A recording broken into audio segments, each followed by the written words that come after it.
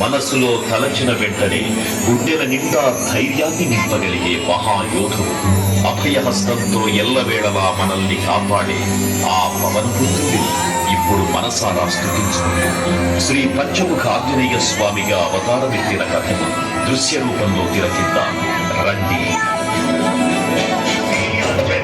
ప్రసన్నాంజనేయం ప్రభాకీర్తిప్రదాయం భజే బాలగాత్రం భజేహం పవిత్రం భజే సూర్యమిత్రం భజే రూపం భజే అది రామాయణ మహాయుద్ధం భీకరంగా సాగుతున్న తరుణం. శ్రీరామచంద్రుని సారథ్యంలో వానర సైన్యంతో విజృంభిస్తూ లక్ష్మణస్వామి తనతో పోరాటం చేస్తున్న రావణుడి కుమారుడు ఇంద్రజిత్ తలని బాణంతో ఒక్క వేటుతో వేరు చేశాడు. ఇంద్రజిత్ మరణవార్త విన్న రావణుడు ఆవేశంతో ఊగిపోయాడు. ప్రతీకారం కోసం పాతాళ లోకాధిపతి తన సోదరుడు అయినటువంటి మహిరావణుడి సహకారం కోరాడు. సాయంత్రమీ రామ సంకీర్తనలు చేసి నీ రూపు వర్ణించి నీ మీద నేదన్న నీ ముక్తి కావించి నీ కుంగనం పెంచి నీ రాసదా కుండలై రామ భక్తుండలై నిన్నునే కొచ్చెదను నీ కటాక్షం గుణం చూచితే వేడుకలు చేసితే రామురావించితే నన్ను రక్షించితే. తంత్ర విద్యలో ఆరితేరిన మహిరావణుడి దాడి గురించి విభీషణుడి ద్వారా ముందుగా తెలుసుకున్న హనుమంతుల వారు తన ప్రభువుల విశ్రాంతి మందిరానికి కాపలా ఉండగా ఆ దుష్టుడు లోపలికి ప్రవేశించడానికి పలు ప్రయత్నాలు చేసి చివరికి మాయోపాయంతో విభీషణుడి రూపం ధరించి మందిరంలోకి ప్రవేశిస్తాడు. నిద్రిస్తున్న రామలక్ష్మణులను అపహరించి పాతాళ లోకానికి తీసుకుని పోతాడు. అంజనాదేవి గర్భాన్మయా దేవ చింతెంచనేనంత వాడన్ దయాశాలి వై సూచియుండాతవై శస్కరన్ నిలిచియున్ తొల్లి సుగ్రీవకున్ మంత్రి వై స్వామి కార్యార్థమయ్యేగి శ్రీరామ సౌమిత్రులను సూచి వారిని విచారించి సర్వేసు పూజించి యజ్ఞాను చెంబంటు గావించి వారిని సంపించి కాకుసతిలకు వీక్షించి కిష్కింధకే తెంచి శ్రీరామ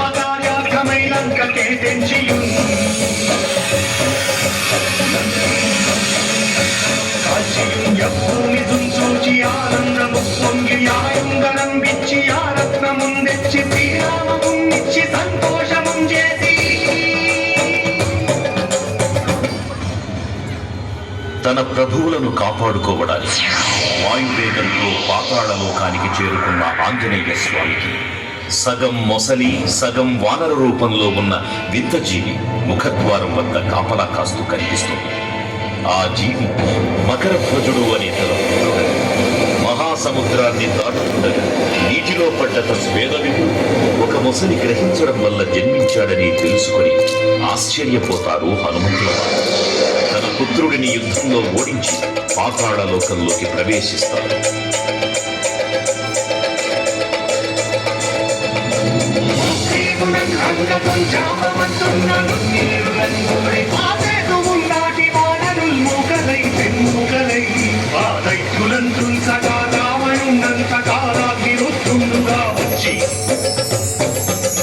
బ్రహ్మాండమైనట్టి ఆ శక్తిని వైచి ఆ లక్ష్మణుం మూసనుందింపగానప్పుడే నీవు సంజీవిని తెచ్చి సౌమిత్రికి నిచ్చి ప్రాణం రక్షింపగా కుంభకర్ణాదులం వీరులం బోల శ్రీరామ బాణాగ్ని రావణుం సంపగానంత లోకం పురానంతమయ్యుండ నవ్వేణనం విభీషణు వేడుకన్ తోడుకన్ వచ్చి పట్టాభిషేకం చేయించి సీతామహాదేవిని తెచ్చి శ్రీరామునిచ్చి అంతన్నయోధ్యాపురించొచ్చి పట్టాభిషేకం సంరంభమయ్యున్నా. పాతాళ లోకంలో అడుగుపెట్టిన పవనపుత్రుడు మహిరావణ మరియు అహిరావణ సోదరులను భీకరపు 5 దిక్కులలో ఉన్న 5 దీపాలను ఒకేసారి ఆర్పడం ద్వారా మాత్రమే వారి మరణం సంభవిస్తుందని చెప్పబడింది.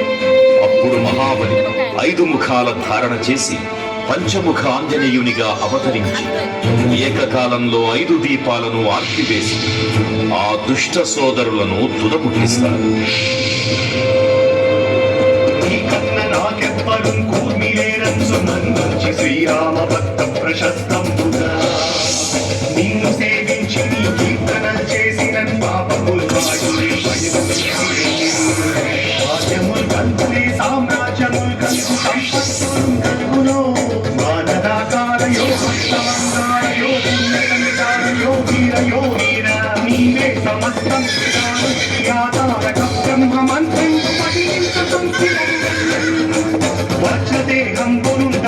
శ్రీరామ శ్రీరామయంచు మన దూతమైన ఎప్పుడు తప్పకన్ తనకుగా జిహ్వయందుంది నీ దీర్ఘదేహం త్రైలోక్య సంచారివై రామనామాన్ని సంచారివై సంపదేశం గౌతని జ్వాల కల్లోలహా వీర హనుమంత ఓంకార శబ్దం బులన్ భూత ప్రేతం బులన్ పిశాచం బులన్ శాతి నీరాతి నిత్యాబులన్ కాలి దెయ్యంబులన్ నీరువారంబులన్ చుట్టి నేరంబులన్ పట్టి నీరుష్టిఘాతంబులన్ వాసుదండంబులన్ రోమఖండంబులన్ తుంచి కాలాసి రుక్కుండవై బ్రహ్మ బ్రహ్మాండమైన నిత్యదేహంబులన్ చూచి నాలోని నా ముక్కు నరసింహయంచు దయా దృష్టి వీక్షించి నన్నేలు నా స్వామి ఓ ఆంజనేయ నమస్తే సదా బ్రహ్మచారి నమస్తే నమో వాయుపుత్ర నమస్తే నమః. తూర్పు దిక్కున చూసే శ్రీ హనుమాన్ ముఖం సర్వ పాపాలను హరించేదిగా, దక్షిణ దిక్కున చూసే శ్రీ నరసింహుని ముఖం శత్రుభయాన్ని పోగొట్టి విజయం చేకూర్చేదిగా, పశ్చిమ దిక్కుని చూసే శ్రీ గరుడ ముఖం భూత ప్రేత తాంత్రిక భయాలను పోగొట్టేదిగా, ఉత్తర దిక్కు వైపు చూసే శ్రీ వరాహ ముఖం గ్రహదోషాలను హరింపజేసి అష్టైశ్వర్యాలను అందించేదిగా, ఆకాశం వైపు చూసే శ్రీ హయగ్రీవ ముఖం విజ్ఞానాన్ని విజయాన్ని ఉత్తమ జీవిత భాగస్వామిని అందించేదిగా పురాణాలు చెబుతున్నాయి. కావున భక్తులరా, అన్ని విధాలుగా మనలను ఆపుకుని శ్రీ ఆంజనేయ స్వామిని మనసారా స్మరించుకుని ధరించండి. శ్రీ శ్రీ శ్రీ మహావీర బజరంగ బలికి జై.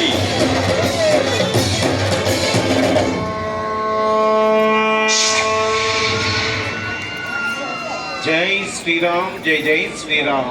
భక్తులకు ముఖ్య విజ్ఞప్తి.